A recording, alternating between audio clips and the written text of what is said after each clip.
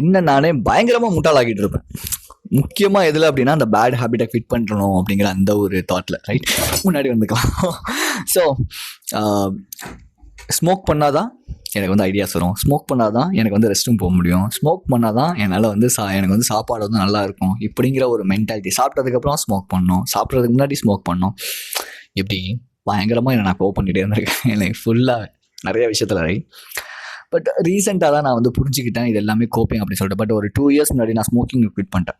So என்கிட்ட வர நிறைய பேர், என்கிட்ட பேசுகிற நிறைய பேர், எப்படி நீ பேட் ஹேபிட்டை குவிட் பண்ணுற, எப்படி உன்னால் அதை குவிட் பண்ண முடியுது அப்படின்னு சொல்லி கேட்கும்போது நான் சொல்கிற ஒரு விஷயம் என்ன அப்படின்னா, ப்ராக்டிஸ் பண்ணுங்கள், கன்சிஸ்டன்சியாக ப்ராக்டிஸ் பண்ணுங்கள்.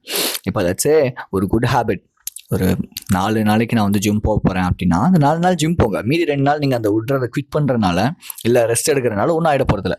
பட் அதுக்காக ஒரு மாதம் இல்லை ஒரு 2 வாரம் குவிட் பண்ணிங்கன்னா கண்டிப்பாக ட்ராபேக்ஸ் இருக்க தான் செய்யும், ரைட்? ஸோ அதே மாதிரி தான் இப்போ நீங்கள் ஒரு ஹேபிட்டை குவிட் பண்ணோம் அப்படின்னா, இப்போ நீங்கள் டெய்லியுமே ஸ்மோக் பண்ணுறீங்க, இல்லை வந்து மாஸ்டர்பேட் பண்ணுறீங்க, இல்லை பான் பார்க்குறீங்க அப்படின்னா, ஓகே ஒரு 2 நாள் நான் பார்க்காம இருக்கேன், முடிஞ்ச அளவு நான் புஷ் பண்ணுறேன். ஓகே பார்த்துட்டிங்களா, ஒன்றும் ப்ராப்ளம் இல்லை, போங்க ஃபேஸ் வாஷ் பண்ணுங்கள், திரும்பி வாங்க, திரும்பி அந்த ஜேர்னியை ஸ்டார்ட் பண்ணுங்கள். அவ்வளோதான். ஒரு பாயிண்ட்டுக்கு மேலே உங்களுக்கே சலிப்பு தட்டிடும். அதை விட்டுட்டு நீங்கள் உங்களை ஃபோர்ஸ்ஃபுல்லாக பண்ணலாம். பட் ஆனால் அது சைட் எஃபெக்ட்ஸ் ஆகிடுச்சு அப்படின்னா அதுதான் ப்ராப்ளம், ரைட்? ஸோ